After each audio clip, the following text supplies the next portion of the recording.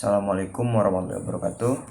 Nama saya Fandi Faris Al-Aziz dari HTN 2A dengan NIM 12130301010. Di sini saya akan sedikit memaparkan mengenai mata kuliah ilmu negara.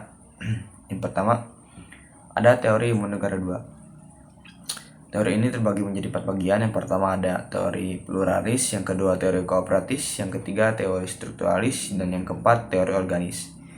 Yang pertama, teori pluralis melihat bahwa negara sebagai alat yang netral dari aktor-aktor politik yang mempengaruhi negara itu sendiri.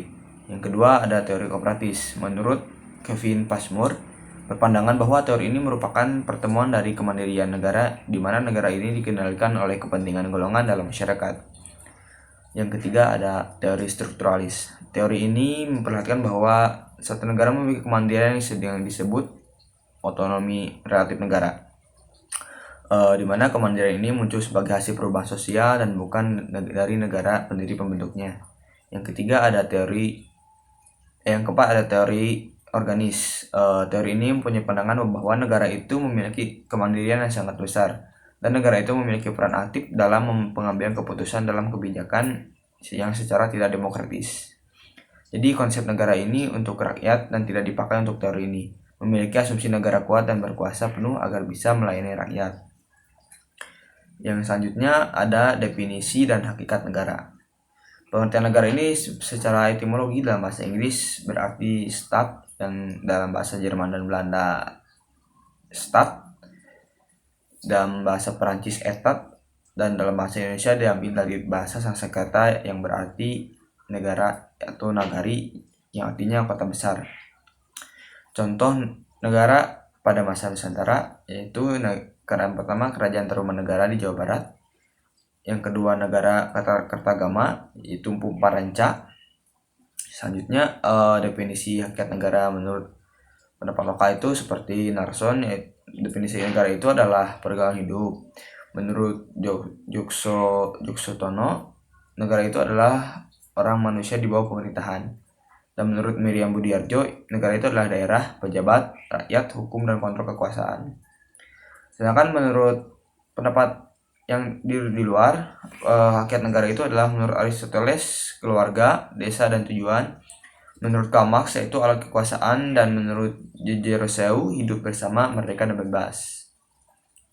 Jadi negara itu memiliki 5 komponen yang harus dipenuhi. Yang pertama ada organisasi, yang kedua ada rakyat, yang ketiga ada pemerintah, yang keempat ada wilayah, yang kelima ada pengakuan. Materi selanjutnya itu unsur-unsur negara. Unsur-unsur negara ini ada beberapa hal yang menjadikan unsur terbentuknya sebuah negara. Di antaranya ada wilayah, penduduk, pemerintahan, pengakuan, dan dan pengakuan. Yang pertama ada wilayah. Wilayah ini dimana kita harus berdaulat. Mahkamah Internasional dalam Island of Palmas case involves the exclusive right to display the activities of state. Karena sebuah negara itu harus memiliki wilayah agar tidak disangkakan oleh negara-negara yang lain. Yang kedua ada penduduk, di mana penduduk ini menjadikan wilayah yang ada sebagai tempat tinggalnya dan dapat diajukan tuntutan sebagai lingkungan tertentu. Yang ketiga ada pemerintahan, di mana pemerintah ini harus memiliki kunci penyelenggara sebuah negara itu sendiri. Pemerintah ini memiliki lembaga-lembaga politik, administratif, eksekutif, dan yudikatif. Yang keempat ada pengakuan. Pengakuan ini terbagi menjadi 2. Yang pertama ada de facto, yang kedua ada de jure. Pengakuan secara de facto ini adalah pengakuan secara fakta atau nyata, sedangkan pengakuan secara de jure ini pengakuan yang diakui secara hukum di negara-negara lain. Selanjutnya yang terakhir ada hubungan internasional. Setelah semuanya diakui, maka dilanjutkan dengan deklaratif dan diplomatif. Deklaratif sendiri adalah pendekatan dengan negara lain, itulah hubungan internasional. Materi selanjutnya yaitu ada teori ilmu negara. Teori ini terbagi menjadi beberapa bagian. Yang pertama ada teori negara formal. Teori ini menghendaki sebuah negara itu berdasarkan fakta yang ada dan memiliki sifat yang normatif dan yuridis, juga mempunyai cita-cita tentang keinginan peningkatan kenegaraan. Selanjutnya ada teori negara kapitalis klasik. Menurut Adam Smith, teori negara ini memiliki peran yang kecil, yang artinya hanya pelayanan publik saja. Selanjutnya ada teori negara Marxis klasik. Pencetusnya yaitu adalah Karl Marx pada tahun 1818 sampai 1883, bahwa negara itu hadir untuk sebagai alat kaum borjuis, yaitu hanya untuk menindas kaum proletar, yaitu kaum lemah. Selanjutnya ada teori negara Bonapartis. Teori ini sebagai satuan alat mewujudkan kapitalisme di negara ini, dan akan terjadi pertentangan antara kaum buruh dan kaum modal, dan menguntungkan kaum pemodal atau borjuis karena memiliki kekuatan yang lebih. Selanjutnya teori ilmu negara. Hampir sama seperti di atas, teori ini terbagi menjadi beberapa bagian. Yang pertama ada teori pluralis. Teori ini berpandangan bahwa negara itu sebagai alat yang netral dari aktor-aktoris sosialitik politik yang menguasai atau mempengaruhi negara itu sendiri. Karena dalam teori ini menekankan dari secara heterogenitas suatu keragaman masyarakat, dan masyarakat sendiri dari kelompok manusia-manusia yang saling berinteraksi. Selanjutnya ada teori kooperatis. Menurut Kevin Passmore, berpandangan bahwa teori ini mengikut sertakan masyarakat dalam pengambilan kebijakan, terutama melalui wakil mereka di lembaga pemerintahan. Teori ini juga merupakan pertemuan dari kemandirian negara, di mana negara ini tidak dikendalikan oleh kepentingan golongan dalam masyarakat dengan partisipasi mereka. Selanjutnya ada teori strukturalis.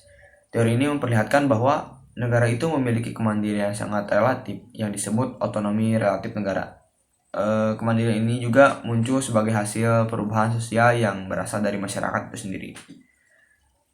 Selanjutnya, terakhir ada teori organis. Teori ini berpandangan bahwa negara itu mempunyai kemandirian yang sangat besar, di mana negara ini berperan aktif dalam pembelian keputusan dan kebijakan secara tidak demokratis.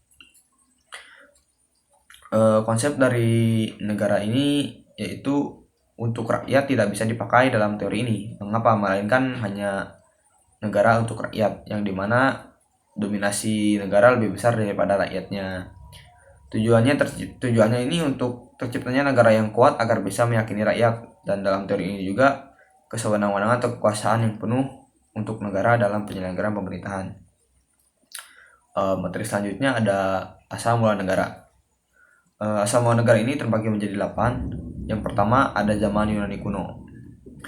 Zaman ini adalah zaman awal mula adanya teori asal mula negara pada abad ke-4 sampai 8 sebelum Masehi. Masyarakat Yunani juga menggunakan bahasa tersebar di banyak tempat seperti Pulau Aegean, Asia Kecil, Kepulauan Sisil, dan Italia Selatan, termasuk semenanjung Mediterania, termasuk Spanyol, Perancis, Libya, dan Laut Hitam. Menurut Socrates, mengenai zaman Yunani kuno ini adalah mengenai hakikat manusia itu tidak dapat hidup sendiri karena bantuan orang lain, dan manusia membutuhkan kebijaksanaan atau aturan yang lebih relatif arif agar bijaksana dalam mengenai kehidupannya. Sedangkan menurut Plato, asal mula negara ini karena kebutuhan pokok manusiawi untuk melaksanakan kehidupan dan membuat kelompok bersama agar saling melengkapi dan hidup bersama. Menurut Aristoteles, asal mula negara itu karena pergaulan antara manusia itu sendiri dan membentuk sebuah keluarga. Yang kedua ada zaman Yunani kuno, Romawi kuno maksudnya. Menurut Lucretius, manusia itu tidak dapat berkelompok dan manusia itu hanya butuh bertahan hidup akan kelangsungan hidupnya. Menurut Polybius, asal mula negara itu akibat dari tirani atau kesewenang-wenangan yang dilakukan oleh raja-raja mereka dan menyebabkan masyarakat menjadi jenuh. Selanjutnya menurut Cicero, bahwa sebagai bentuk antitesis Lucretius, awal mula negara itu tidak dibentuk dengan individu lebih modern sudah berbentuk keluarga kota atau memiliki populasi masyarakat. Yang ketiga ada masa abad pertengahan. Abad pertengahan ini dibagi menjadi dua, abad pertengahan pra-Renaissance dan pasca-Renaissance. Abad pra-Renaissance ini memiliki tokoh-tokoh. Yang pertama ada Agustinus, yang kedua Thomas Aquinas, yang ketiga Marcellus, yang keempat Thomas More. Eh, Abad pasca Renaissance juga memiliki tokoh-tokoh yaitu Nicola Machiavelli, Jean Bodin, Francisco Suarez, Hugo Germanicus, dan Thomas Hobbes. Pada abad pertengahan ini terbelenggu oleh kekuasaan feodal yang kekuasaan pemimpin agama sehingga tenggelam dengan nama disebut masa kegelapan. Yang keempat terakhir ada masa aufklärung atau rasionalisme. Menurut John Locke, masa ini adalah keberadaan negara ini karena adanya perjanjian pemerintahan. Menurut Montesquieu, awal mula negara itu karena faktor kekuasaan yang menjadikan kesewenang-wenangan dan perlu dipisahkan. Sedangkan menurut Jean Acoius Rousseau, asal mula negara itu adalah kontrak sosial yang terjadi antara manusia itu sendiri. Yang terakhir menurut Immanuel Kant, asal mula negara itu karena keinginan ingin membuat negara hukum. Demikian materi tentang mata kuliah ilmu negara yang bisa saya sampaikan. Mohon maaf ada kekurangan kesalahan. Assalamualaikum warahmatullahi wabarakatuh.